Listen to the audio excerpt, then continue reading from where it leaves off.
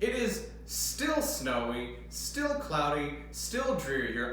I literally have not seen the sun for I don't know how many days now. It just won't quit being cold. But I'm coming back to you with another round of Sonata and She. Every time I do that, I feel like Popeye or something with like his pipe just hanging out the very corner of his mouth. Like, I'll have to start smoking a pipe whenever I play this piece. But anyways, also, so I tried the 5-minute practicing from last episode. I kept that going, and I am back to happily report that I fucking hated it. I have never felt so disorganized in a practice session ever. Now, if you do, you're probably like, you just have to give it some time and actually stick to it. Okay, cool. I'll try it eventually. I'll try to do it for like a week at some point, but for my intents and purposes right now, it was terrible. I got nothing done, and it was just constantly going back and forth from throwing new music onto the stand and resetting the timer, then moving that music off and putting new music on and doing this and that and that. That's how my practice session went. Anyways, now I've basically learned Sonata and Sonata and She. I basically learned it. So today what I'm going to do is I'm going to look at a little loot that I found at the bottom of the ocean in some buried treasure of the internet. I actually found some additional commentary that James Woodman wrote with regards to this piece. And so I thought, okay, this is probably good to look at. The first thing that I noticed is this man's adorable portrait on the front of this paper. Look at it. Look at it.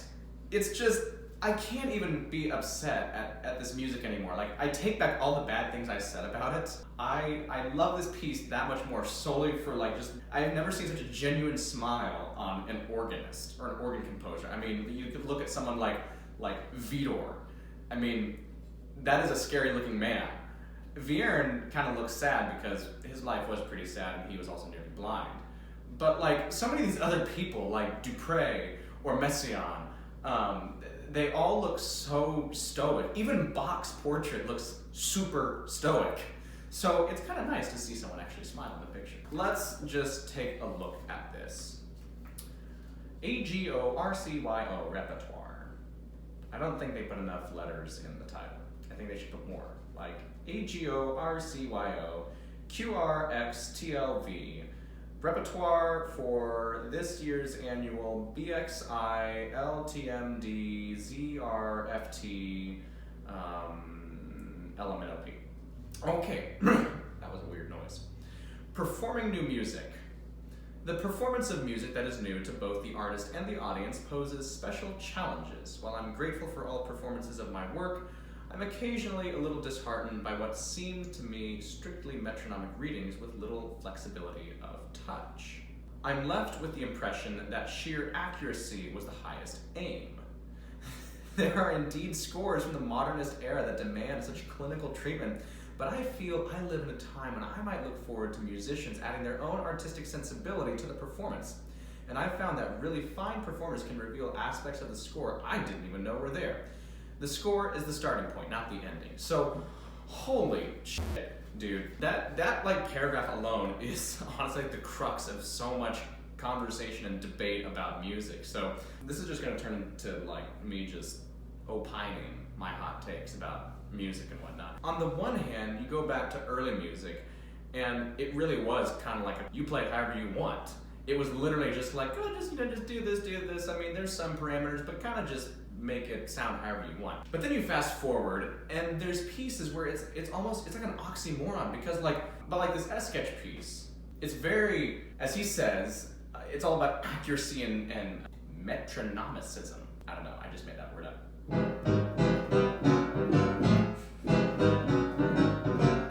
It is ingrained in my head that these chords have to hit at this exact time.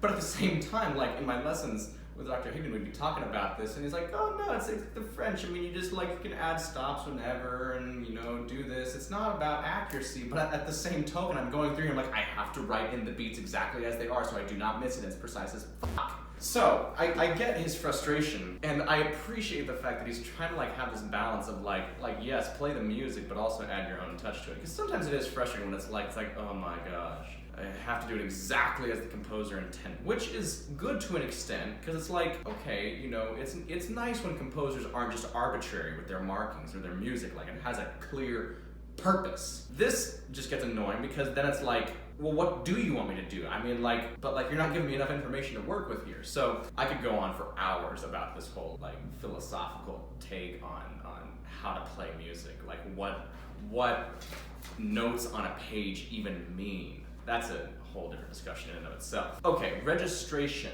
So the stops that we use on the organ. So fun fact, that's where we get the phrase pull out all the stops if you don't know.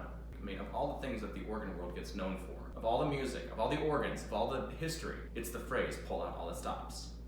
Like, that's our lasting testament to the world. Rhythm. Okay, let's continue with the second movement, Wellfleet, as an example. Rhythmic engagement is of the essence here. A marking at the beginning of the piece reads, quietly, serenely dancing. The pedal line is characterized by frequent short, long figures that may become obstacles in performance unless deeply felt. Indeed, dance. By maintaining a posture of near immobility on the bench. Reasons given include the importance of learning to internalize the beat and to conserve energy. The artist will have his own convictions on this matter, but I would recommend experimenting with a certain upper body freedom in the later stages of preparation. I remember being at an organ camp. Yes, those exist. And this dude that was my instructor for the week, you know, I get up there and I play this piece thinking I'm hot stuff, right? And so I'm like moving around and doing all these things, and like the first thing that we work on is he was like, no! It's like, stop moving! It's like, you're wasting energy. Because then this guy sat down and played like the exact same piece, but like played it like only moving his arms and hands. And I'm like, you look like you're not having fun at all. There's a certain amount of balance with showmanship and practicality. Touch. Organists have a wide palette of touch available. Take advantage of it! For example, the first movement, okay, I'm not doing that one, so I'm gonna skip that. Okay, never mind, it's only about the first movement. Okay, analysis, here we go. Time spent with the score away from the keyboard will prove rewarding. Okay, bye guys.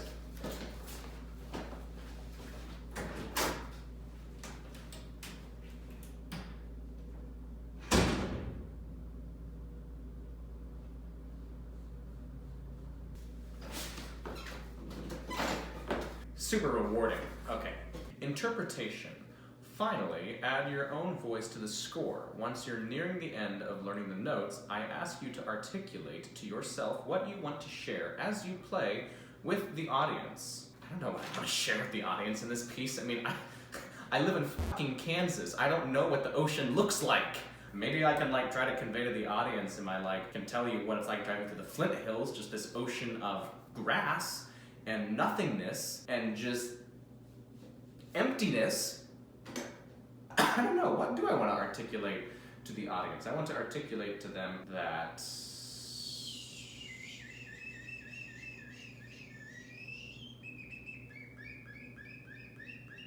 maybe I'll make that part of the performance. So I'll figure that out. Dance the dancing pedal line in the second. That sounds like a pop song there. Dance the dancing line.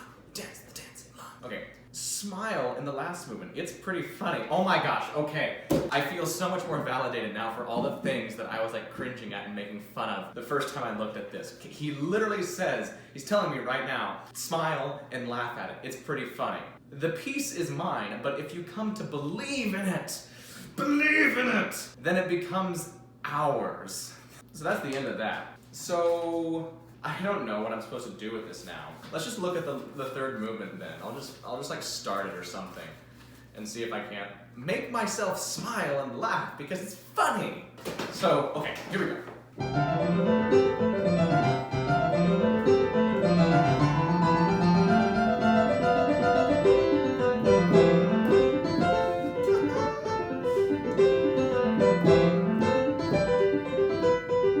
Sorry, that will never make me smile or laugh. That will only just make me like shrivel up inside. I cannot get past this. Okay, well let's move on to later in the piece. Some of these moments are actually pretty cool. I've come to appreciate them. Like this, where he combines the so there's that melody and then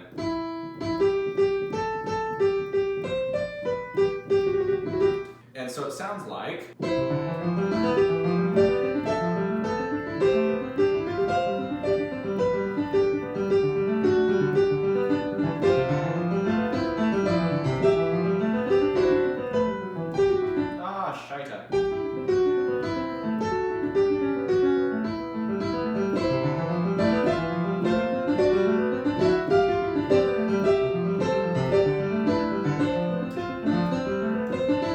This is my favorite sequence in the whole thing, actually. As he says, own those crunchy dissonances. They're really cool.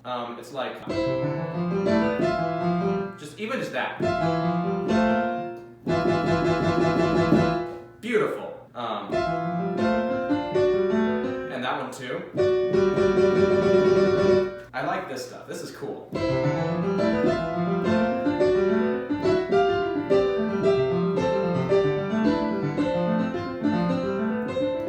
This next part is actually really neat. It's fun on the organ because this is when the pedal just has this epic scale, and it comes in like this. And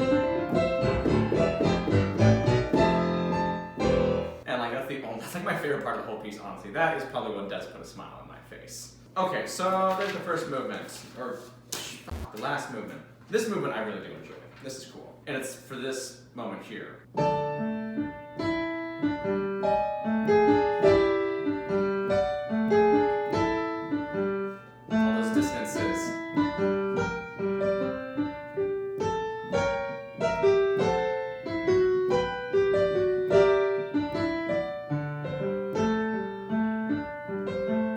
You like actually get like a little bit of I don't know if I would go so far as to call it like Brahms, and not the burger place, although that does sound really good. Not like Johannes Brahms, and not quite like Mendelssohn or anything, but it's just like skimming on the edge of like that romantic era sound, all the chromaticism, and still really taking advantage of those moments like this. Like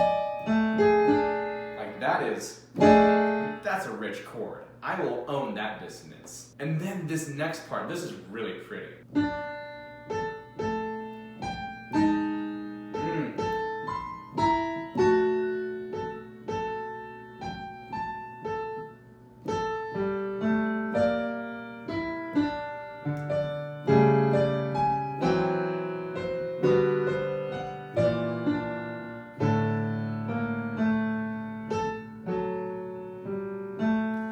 That right there, like, immediately reminds me of Vierne. I don't know why, but just this little bit.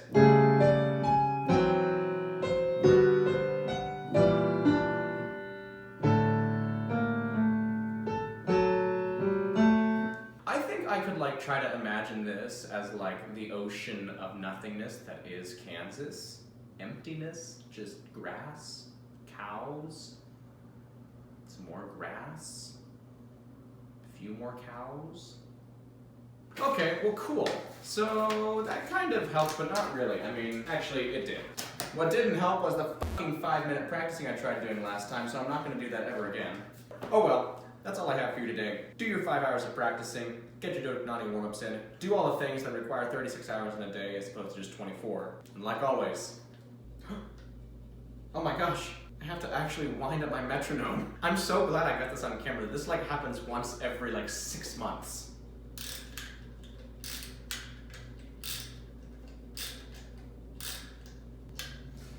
Okay, have a fantabulous rest of your day, like always. Bye-bye.